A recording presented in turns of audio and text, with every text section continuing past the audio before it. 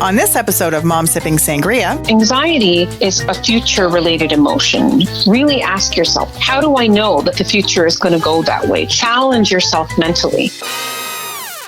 I'm good. Let's do it.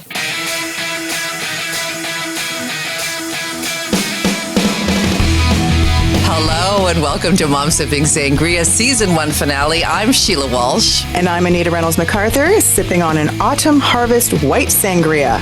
Oh, and this one has apples, pears, and cider. Yum, yum. You can also put a cinnamon stick in it instead of a stir stick. And for autumn, it totally brings out the flavor. It just totally makes you feel like, autumn's coming into play. So, oh my gosh. And some people are kind of fretting that because with autumn means, well, obviously the end of summer, but what's going to happen? What's the next steps with all this crazy pandemic and how our world is really vastly different now? I still love the fall. I am going to be sad to say goodbye to summer. I don't feel like it was obviously like everybody else. It wasn't a proper summer. At least we had the heat and we had the sun and can't complain about those kind of things. But in terms of, I really kind of, now that the kids are getting older, I kind of am mourning the loss of the time spent with them. And vacation time is always so important because that is a time where we reconnect as a family and the kids reconnect with each other. And I know we're hunkered down and they are spending a little bit more time, but it's not the same as making those kind of memories. So I do miss that. But, it is what it is. Everybody else is going through the same thing, right? Exactly. Yeah. I think at the beginning of this, no one knew what to expect going into the summer, but there's been some silver linings, and that is being hunkered down with your family, which has been good for a lot of people, not so good for others. I mean, that's a reality. But we're getting prepared to move my son, back to university, and I've loved having him here every day. And, he's fun to be around, and I listen to him playing guitar and listen to him playing music, and the house just feels really alive. But things move on and the fall comes, and let's hang on for the ride, sister. So before we get to our special guest who will be addressing things that we face in the fall, and of course this fall is going to be different with COVID, I wanted to tell you a little fun story because, as you know, I search for sangria recipes that kind of mesh with the theme of our podcast every time. So winding down the summer and going into the fall, it's busy for a lot of people, especially moms of all kids. And our kids are older, but if you have toddlers, whatever, you need that extra bit of energy. So I Googled energizing sangria. And instead of getting a recipe for a drink that, would kick us into gear, I found a sangria mask that is sold out of India that apparently energizes your skin. So if that's not something that we should put up on our website, I have no idea if it works or not, but I thought I'm in to try it. Made with sangria? That's what it says. It's a sangria face mask for energizing, dull, tired, patchy skin for all skin types, no parabens, sulfate, mineral oil. I don't know. It'll take, 6 months to get here, but let's order it. There's so many things that it doesn't have that you might be able to drink it too. Who knows? I'm willing to try. How about we do this? How about we order a few? You and I try it, and then if our face doesn't start to peel, we'll give it away on a future episode. Oh man, we should totally do that. So That's today funny. We are thrilled to have someone we have actually had the pleasure of speaking with before. Yes, we've got Dr. Natasha Sharma here with us again today. She is a psychologist. She's a relationship and parenting expert who has appeared on news outlets across the country. She is the author of the Kindness Journal and the 8-Hour Therapist. She's joined here with us today. We're so happy to have her. Welcome, Dr. Sharma. Hi, Sheila. Hi, Anita. How are you doing? I'm good. I'm definitely more adjusted and settled in as compared to last time. I think we all are. It helps that things have opened up. And now we have another big shift coming up with the school year. Well, interestingly enough, you know what? We will get right into that, Dr. Sharma, because we did talk to you back in episode 9 a few months ago. I think at that point, about a month into COVID. And the advice at that point was to keep stress levels as low as possible, prioritize, eat well, sleep well, exercise. So, we all worked at trying to achieve that. And now, as you mentioned, another round of uncertainty is about to hit us, which is the return to school, possible second wave. A lot of anxiety surrounding September, no matter what age your child is. So maybe we can talk about all the different elements and people affected, like the parents, guardians, the people going back to school, the kids. Where should we start? What's the advice for this craziness? Oh, man. I think, it's going to be another big transition for sure. And we really just don't know entirely what it looks like or what it's going to look like. So I think one of the big, first pieces of advice I've been giving, as I've been talking a lot lately about this year, 2020 back to school, is try not to make assumptions and kind of make a vision about what it's going to be until we're there, because it's constantly evolving. There's changes and additions and sort of modifications that are being made at the government level on an almost daily basis. So I think it's important to just kind of be informed and aware of your individual school and not create too many assumptions about what it's going to look like. So I think we really don't know. And that's actually part of the difficulty, is not knowing. We like to know, even if knowing what's coming is not pleasant. It's almost better to know so you can mentally prepare. But I think because there's so much uncertainty surrounding what the school year is going to look like, that's, I think, what's created the uptick in anxiety. And of course, the fact that, will there be increased transmission? There are people who have vulnerable elders at home. There are people who will have to think about whether or not they'll be able to see grandparents and certain members of the community and family again. So I think there's a lot going on. So help! Go ahead, Anita. We're both so anxious. My God. I know it. How? I just love it right there. So how? It's like I almost said it right there. How? I know exactly where you're coming from, and we've got little. My dad has little grandchildren, and so my anxiety is up there in terms of him, and making sure that he stays safe. So I totally get where you're coming from when you say that. But in terms of the kids themselves, what advice can parents or guardians give their kids in terms of coping with their anxieties, and also helping them to stay calm as they move forward into classroom settings, or whether it's working online completely? There's all kinds of different situations for them. Yeah. I think there's 3 probably main things that are on parents' mind, and teachers too, for sure. And teachers are parents. We sometimes forget that the teachers are there on the other side of things, and they're also parents too. So, and that's scary.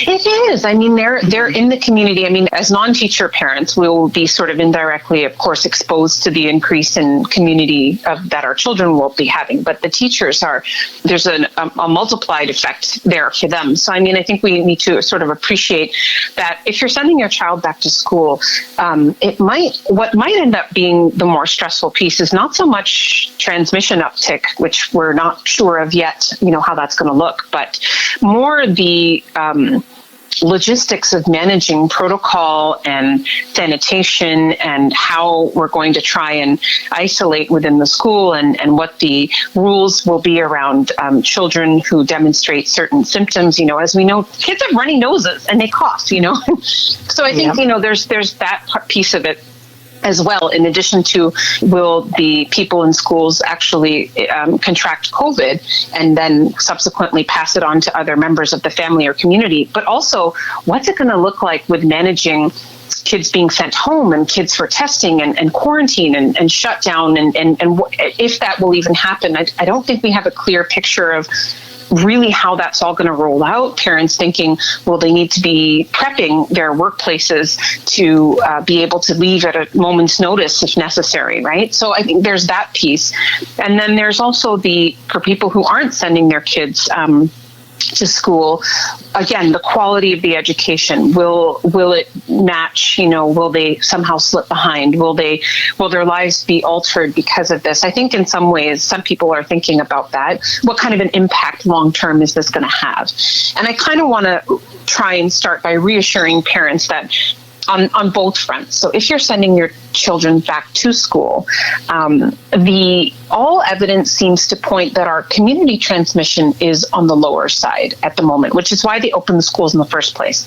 And my sense is that the government here is trying to follow the best practices of certain countries in Europe and around the world who have seen very little to no uptick in transmission that is school-based. And these have largely been certain European countries. They have seen transmission increase as a result of natural second wave because of increased openings in the community, but it doesn't seem to be happening at the school level when you're doing school right, which is not overcrowding the classrooms, making sure that there are masks, using safety and sanitization. So I think I'm personally feeling very optimistic about there not being a massive uptick at the school level. Good. That's, I'm not an epidemiologist and I'm not an infectious disease specialist. I'm only quoting what I've read and what statistically we know from the communications by our government and the experts. And that leads into another point I want to make. In this country, we have really good public trust in our government, and I think we need to remind ourselves that if you have that trust, which is, I think, a great many of us, if not all, when you have that trust, try to continue that, until they prove you wrong, and I think our government in the last 7 to 8 months has really proven, for the most part, that they take this seriously. And they are not going to willfully and purposefully endanger our communities. So on that note, if you've chosen to send your child back to school, you can be reasonably sure that they have deemed it reasonably safe. And if that should change, that they have shut things down in the past, and I don't think they'd hesitate to do it again. So this should provide some reassurance to those who might be worried about illness or transmission at the school-based level. If we do see an uptick, I think that there will be swift communication and swift measures to make sure that things are adjusted accordingly. Right. So we're supposed to just, rely on the powers that be who are the experts in this area, that they're not going to put us in intentional danger. They're going to communicate where we are and they're going to act accordingly. So like you mentioned, this is a trust thing, but there are a lot of people who don't trust. And I guess that's where so much of this anxiety comes from. Yeah, trust is such an individual thing, right?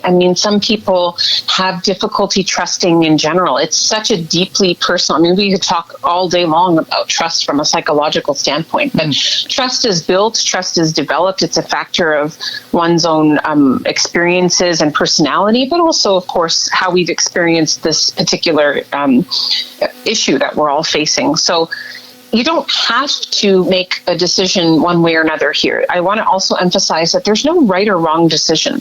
You can choose to send your child back to school or children back to school, or you can choose to keep them home and homeschool them or let them be part of the online curriculum. I think either scenario, my personal opinion, my professional opinion, is that either scenario is a reasonable option at this point. And in the grand scheme of things, all things being relatively safe in the school, going to school or even staying at home is not going to drastically alter their life, down longitudinally. I'll give you an example. Let's say all the kids just stayed out of school period for a year. Mm-hmm. No online schooling, no in-person schooling, just nothing. And just spent the year working on literacy at home, reading, learning about things just in general, just by life, living, taking trips in the neighborhood, talking to people, talking to parents, talking to family members, and just learning sort of in a more almost basic way, just through life experience. And there's a lot you can learn in doing that, quite a bit.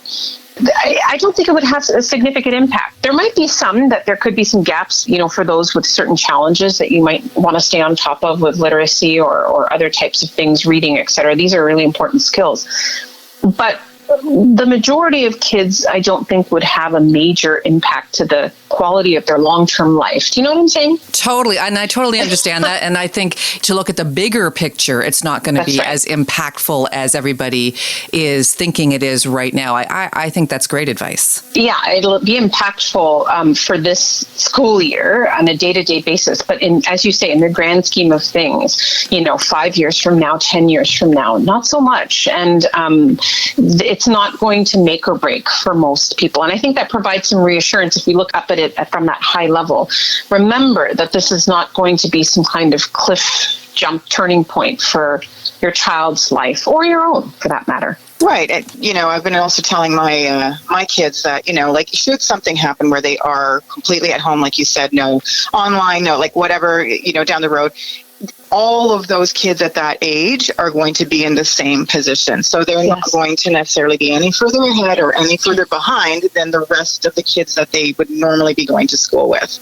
That's something I'm trying to instill in them, so because their anxieties do, just like mine do as well in different aspects. So we know that, the schools are doing everything that they can. The educators are getting classrooms ready, and they're going to try and keep our kids as safe as possible. But what tips can you give parents and guardians to help their kids, stay as safe as possible? I would suggest that, number one, keep on tabs with all the communication that is coming from school, whatever you're getting. Be connected to them. Find out what they're doing, read their emails. I know sometimes it can feel like a lot of communication. I feel the same way sometimes when I get kind of 3 different emails in a single span of an hour, but it's important to read them through. They're translated for those who don't speak English or read English. So make sure you're reading that information or finding someone who can get that information to parents. And prep child too. I mean, we've had conversations with both of my sons. Initially, we weren't going to send them. Actually, we were going to keep them home and kind of see how it played out. But then they changed the re-entry into in-person from a 1 week's notice to cohort. So it would be the earliest entry would after September would be like close to Christmas. Wow. So so we actually changed our minds on that. That was a real turning point for us. So, we've been talking to them and informing them of how things might be looking, but at the same time saying, we don't actually know. I've actually told my older one, we've got one starting JK and one in grade 2. We've told the older one, and we'll talk to the little one too.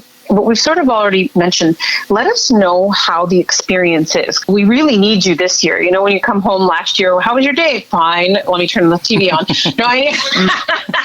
Oh, wait till they're teenagers, Natasha. You don't even get the fine. I know. I told them, buddy, I really need you this year. Like when you come home, especially those first couple weeks, I really need you to fill us in, please. Like you're our eyes and ears. So tell us how things are going. Tell us what you're being required to do. Tell us how the experience is for you so that we can come to a decision together as we move forward in the school year. So I think it's good for parents to really understand their child's experience when school starts, prep them, make sure they know that they'll be wearing masks for the majority of the day. Practice wearing the masks. All of them are pretty used to masks these days. What they might not be used to is wearing them all day long. So if there's a way to try and practice or mentally prep, and I don't even know what that's like. So I've kind of told them, this is what's going to happen. If you feel really uncomfortable, make sure you tell somebody, don't sit in a mask and stifle in September heat, so just prepping them, making sure that they know what is going to be coming as much as possible. And this is resilience. We're having a really everyone's having an alternative education this year, no matter how you slice it. And that's a great way of looking at it. This is education on life and resilience. And I love the fact that you're getting, someone as young as grade 2 involved in the process so that they feel that they have some kind of control over it. And I think that's a really smart way to approach it. Can we switch gears just a bit and go from school to everybody else who might not be dealing with school? And we're looking at, the pretty intense things over the past year. And we could do a laundry list of all the stuff that, in addition to COVID, that is, the boiling point and the tipping point for so many.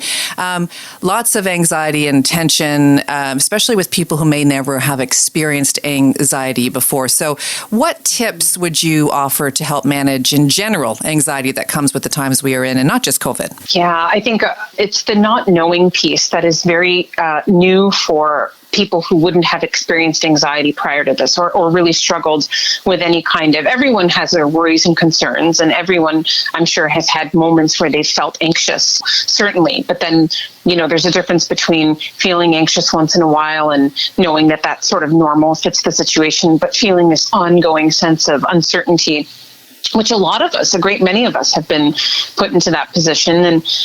And I think, when we don't know, it's important to focus, number one, on what we do know. And there is a lot we do know. I mean, we're in a very different place now than we were 6 months ago. So I think it's important to, always kind of step back, take perspective, and realize that we have a lot more that we can predict now than we did before. But always kind of going back to not making assumptions about the future when we don't really know what it's going to look like. So anxiety is a future-related emotion. What that means is we create a story, or sometimes I give the little picture of those people that sit over these little glass balls and take money from you and predict the future. And don't be that person, where you're sort of mentally predicting the future. And anxiety, of course, comes from predicting a disastrous future. You've decided, what if your way mentally into a version of the future which is horrible and awful and terrible and hopeless. And that is what causes the anxiety, because you believe that that's coming, and you strongly anticipate a very negative future event. And we really don't know. I mean, you could basically make the same logical argument that, how do you know that the future will be terrible? How do you know that XYZ will happen, or ABC? How do you know that these individuals or you might get sick? You might get sick, yes. How do you know that you will? And the anxiety comes from not feeling that you might, but actually believing deep down, even beneath your conscious awareness, that disaster or the awful event is a certainty. You've certaintized it. That's not a word, but I just made it a word. Oh, I think it's a great word. You've made it a certainty in your mind that this awful possibility is a certainty. And that causes the anxiety, whether people are aware of it or not. So my advice is always step back and really ask yourself, is this true? How do I know for sure that this thing is going to happen? How do I know that the future is going to go that way? Challenge yourself mentally, and then ask yourself, are there other possibilities? I mean, that forces you to acknowledge that you really don't know at the end of the day. And if you don't know, it's best not to make predictions. It's best to sit tight and just wait for the future to come to you. If there are problems, if there's a negative event that's happening, just like we all kind of got put into the position of having to make a ton of adjustments back in March, you'll deal with it then. Life does have ups and downs. Life does include negative events or unpleasantness, but it's best to wait until we're actually facing them in the present to deal with them, unless you know for certain that something is coming. That's different. Then you can prep for it. But if you really don't know, it's best to just focus on the present, deal with the problems when they come, don't predict them. Does that make sense? Oh, it does. One day at a time. And Anita, I don't know if you felt this, or Dr. Sharma, if you're seeing this, but I'm seeing a lot more men unsure of this and having more anxiety than women. Is that in my mind, or are you seeing the same thing? I'm not sure that I've seen or experienced the same thing, but if I could take a stab at why that could be the case for some men, is that, I'm speaking very broadly, tend to be a little bit more, I would say, career or work centric. So it doesn't mean that women don't care deeply about their careers and their work, because we all know that we do. But centricism means a bit of a different thing. It's kind of how you orient your mindset. And that's not a bad thing. It's not a bad thing that men tend to be a little bit more like this. It's just a fact. It also doesn't mean that they don't care just as much and as deeply about their loved ones and their family. They do. But I think that there's more, for them in their mind about what this could mean with respect to, from an economical standpoint, from a work standpoint. It would be my guess, which could, of course, create stress, because I would say that the ripple effect on the economy, depending on which country you're living in, but certainly ours, is going to be felt for a very long time. Right. So it could be one reason why, I would guess. Yeah, that makes sense. I was thinking more, because they're they're closer to their caveman primal instinct of protection and they don't know how to protect during this time. But I like your answer just as much. It could be that too. I mean, some might also be experiencing some relationship stress, because I think it's also a well-known fact that moms and women are certainly, not all of them, but again, speaking broadly, are carrying much more during the pandemic. And there's been data now, at this stage collected that objectively points to women who have now experienced a massive increase in workload and responsibility because it has fallen more on them in some relationships than their their partner. So could be that too. Interesting. Well, I really like what you said about anxiety as a future-related emotion. So that's something that I'm definitely going to keep in mind and check and make sure that I tell my kids that as well, because that's something that my daughter in particular, she tends to spiral, and I try and calm her down and everything, but it's a future-related emotion, so I really like that. Now, we have given a few copies of your Kindness Journal away to some lucky Moms and Sangria listeners. And how can your Kindness Journal help, right now? So I created the Kindness Journal as a way long before this, actually, but as a way for people to have affordable and easy access to a tool where they can actually practice the science and the behaviors of creating a more positive mindset. And we can read and we can consume content all we want, but at the end of the day, it really comes down to practice and actions to actually change habits and behavior. So as a therapist, I recognize that and created that for this exact reason. So people have a prompted way. It's physical, it's there, it takes very little time, just 6 minutes every night, to write these specific writing prompts that are designed based on the science of the actual evidence-based research on how to create a happier and more positive mindset. Now, a positive mindset isn't one where you don't think that anything is unpleasant or negative. I think that's sometimes where people shy away from the positive field because they think it's about being happy-go-lucky and thinking everything is great, and that's not what it is. It's actually about keeping negatives, such as what we're all experiencing quite a bit of these days, keeping the negatives in moderation as much as possible, wherever possible, and shifting the focus over to what is positive, small or large. So the journal does that for you. It kind of forces you to do that. It prompts, if you're filling it out, you're doing it. So that's why I created it as a really quick and easy way for people to really force themselves to shift at the end of the day and go to bed on what was good about the day, whether it was a lot or just a little. And you can get it by going to thekindnessjournal.com online. It's also available on Amazon.com and Amazon.ca. And we're also on Instagram. People can also follow us on Instagram at The Kindness Journal. Amazing. And before we let you go, Dr. Sharma, are we missing anything else that people should keep in mind? Any last thoughts? I don't think so. None that come to mind. We covered quite a bit here. It was a great therapy session. Thank you so much. I think staying positive is a really good tool in your toolbox until you're faced with a situation that you can't be positive about. Just keep a positive mindset. I very much live my life that way. It doesn't mean that you don't experience pain, grief, sorrow. You'll experience all those things. You can't live a life without it. But in the absence of that being right in your life in the present, keep a positive mindset. That makes a lot of sense. Keep a positive mindset. Makes a lot of sense. Well, this has been so wonderful, so positive. I'm sure we'll be knocking on your door again. Can you please let us know where people can find you? So you can find me on Instagram at, as I said, thekindnessjournal.com is for the journal. And then I'm on Instagram on Dr. Natasha Sharma, somewhere in there you find me. And I'm on the internet. My home on the web is natashasharma.com and also thekindnessjournal.com. And then I do have a counseling practice, long-time counseling practice, which is nksTherapy.com. Fantastic. Well, thank you so much for your time today, Dr. Natasha Sharma. Stay safe and well, and I'm sure we'll be talking to you again. Thank you. You too. And thank you for having me.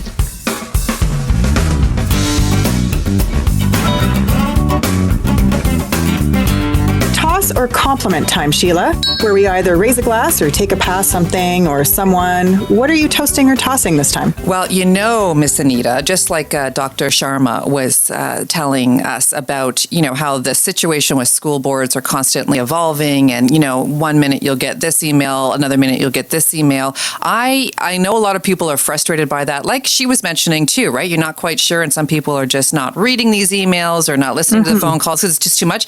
I just want to toss. I want to actually toast. I want to toss the people who aren't reading those emails, but I want to toast the people who are sending them because, that's logistically that blows my mind. So we just have to be patient. They're trying to figure it out. We have to put our trust in them. I am cheersing, toasting everybody who's trying to make it work from the JK level right up to, post-secondary. Cheers to you. How about you? Cheers to that. My toss this time has to do with a company called they sell appliances, and our dishwasher broke like eons ago. So I ordered it at the end of June, and I'm still waiting for it, Sheila. It's still not here. We're September now, and still nothing. So I just reached out to them last week, got online, waited like 20 minutes to talk to somebody, and it's delayed, it's COVID, and I totally get that. My point, though, was that they charged me. They took my money back at the end of June. What company does that? Usually when it's being shipped is when you get your bill payment. Mine has been gone out of my account for 2 months now. And, if we think back to the last episode when we had Scott Plaskett, the financial advisor on, that's, I'm sure that wasn't cheap. So they're earning interest on your money and you don't have the product. So that's totally unfair for sure. Yeah. I hope that gets resolved. Yeah. So I do hope so too, because I really like that dishwasher. I mean, if it goes on any longer, I'll cancel and I'll go with someone else. But, I just thought that's really not a great way to do business, is to take your money and then you're sitting for months without the product, right? So I am taking a hard pass, tossing that company. Let's move on, Sheila. I'm taking a sip of my sangria. And each episode, in addition to, raising a glass to favorite people, places, and things, we also want to let you know that we have some favorite things that we really like, and we have a page on our website called Fave Finds. Anita, I bought a relatively inexpensive projector, which we are using to watch movies outside. So that's what I'm really digging this time. How about you?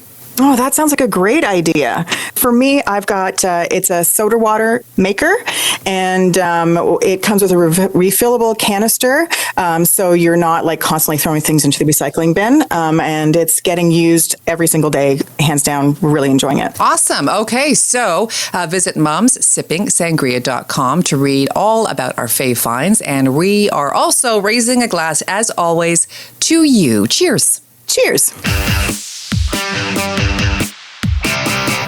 Seriously.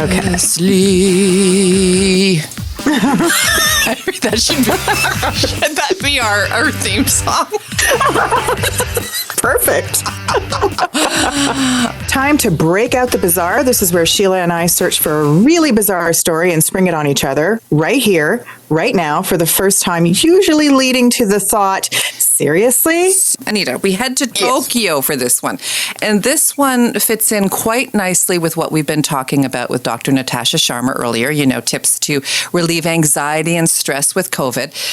So in Tokyo, there's a Japanese company trying to take people's minds off COVID-19 and relieve their stress. And here's how they're doing it.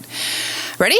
They're putting them in coffins surrounded by chainsaw-wielding zombies. What?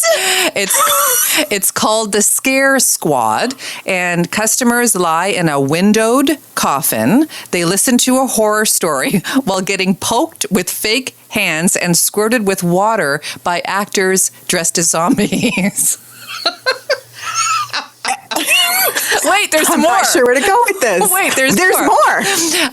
Well, the experience costs only $8. That's what I want to tell you. That because that would be like $50 here. $8 US, which what are we up to? $25 Canadian for $8 US. Yeah, seriously. But according to the clients, it works and it takes their minds off the pandemic, and they come out feeling, I don't know about relaxed. It says relaxed. I'd feel horrified, but I guess that is kind of like a strategy.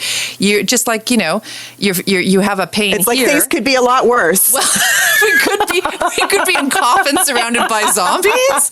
So it must be. Isn't that a weird story? Wow, that is really, really odd and bizarre. I think that would spike my anxiety instead of helping to calm it. Yeah. But it would take your mind off of COVID, that's for sure. I would be thinking the fake hands poking me might have COVID on them, so I don't know if it would. I don't know where.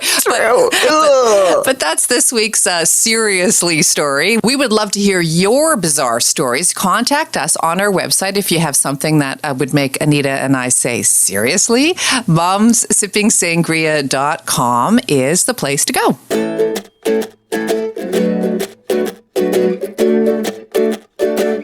Well, this is where we spill the sangria. Can be a confession, revelation, funny story. Something that we just want to share. We just want to share because it's something worth talking about over a sangria. And Anita is up this episode. What are you spilling today, young lady? Okay, well, all this talk of parents getting back into that routine that they're used to of getting the kids up and ready and out the door, all that kind of things, had me sort of go back quite a few years now. The kids were much smaller. So Hayden was in kindergarten and I was working full time, busy, 3 children. So every morning in our routine, when the kids were finished breakfast, I'd say, okay, go upstairs. You guys get changed. I'm going to get changed. And then we all come downstairs and out the door we go. From upstairs, I said, I'm running a few minutes late. Get all your snowsuits gear on, blah, blah, blah, because it was wintertime. So come downstairs. I'm so happy with them. They're all ready. They're standing there, scarves on, hats, mitts, everything bundled up. Out the door we go. Get them to school on time. I get to work on time. Whew, okay, we're good. So the daycare provider picks the kids up, brings them back to her house. Ian picks the kids up from the daycare provider. I get home just as they're finishing dinner. I walk in the door. Hayden comes, runs, gives me a hug. Now, I don't know about you, Sheila, but when the kids were little, there were these pants that had zippers so that on the knees, and you could wear them as pants, or you could take the zippers off the pant leg, and they were shorts. Yeah. Hayden comes running up to me. He's got one full-length pant, and the other one is shorts. So, and I'm like, how did we get to 7:00 at night, and nobody told me about this? And he left. We had the teacher. This wasn't just something he did when you got home. He was like this at the beginning of the day with his snowsuit he was on? like this. He had the snowsuit on, so I had no idea that he had one pant leg on and one pant leg off. Went through the whole school day like this, over to the daycare provider. Ian picks them up. I don't get any phone calls about this. I talked to the teacher, about a week later, and I'm like, oh my gosh, I was so embarrassed. Why didn't you tell me? Why didn't you call? She goes, Anita, let me tell you, that was just like, it was like a blip. There are so many other things that happen with kids on a daily basis when they're in kindergarten. She goes, that's nothing. I'm like, what other stories do you have? She's like, I'm not telling. They might have just thought it was his style, like he wanted to live in the moment. That's funny. That's funny. And you know what, Anita? Oh my gosh, I bet you any parent listening or babysitter for that matter has something, because you're trying to do it all, especially in the winter. Oh my gosh, I remember 3 kids, snowsuits, car seats. I'm surprised they had underwear on, for quite frankly. You know what I mean? Seriously. Oh my gosh. There was one time Campbell was, again, he was probably kindergarten, and I would tell him to go upstairs and get changed. You'd think I would have learned by the time the 3rd child came along to check them before. But so he, at one point, went to help him get into bed or whatever, and he had 3 pairs of underwear on. And I'm like, what is going on? He's like, well, you kept telling me to put on a pair of underwear, so he just kept putting them on over the next one and the next one. These kids, I tell you. Okay, well, thank you for letting us hang out with you today. We hope you're staying well and healthy and anxiety-free, or at least, as much as you can be these days. Remember, past episodes and recipes for the sangrias we mentioned can be found on our website, momssipping.sangria.com. Drop us a line there, too, and say hello. Before we sign off, we will leave you with this. And Anita, you might want to try to guess who says this, okay? Our anxiety does not come from thinking about the future, but from wanting to control it. And I know you want to say Dr. Natasha Sharma because she said that, but this is come on, that was my answer. but this is somebody else. This is somebody else. Oh my goodness. Can you give me a hint? Not really. Dr. Fauci. Oh, probably he said that too. No, this is from Khalil Gibran. Oh, okay. We can't control the future, so that's what makes us anxious about it. And of course, that's reiterated, of course, today by Dr. Natasha Sharma. And you're right, Dr. Fauci and anybody else who's trying to, keep people in check is just, day by day, just breathe. I think that's probably the best advice. That's it for now. Till next time, breathe. Have a good one. Have a good one. And don't forget to check us out on Facebook, Instagram, and Twitter. We are Moms Sipping Sangria.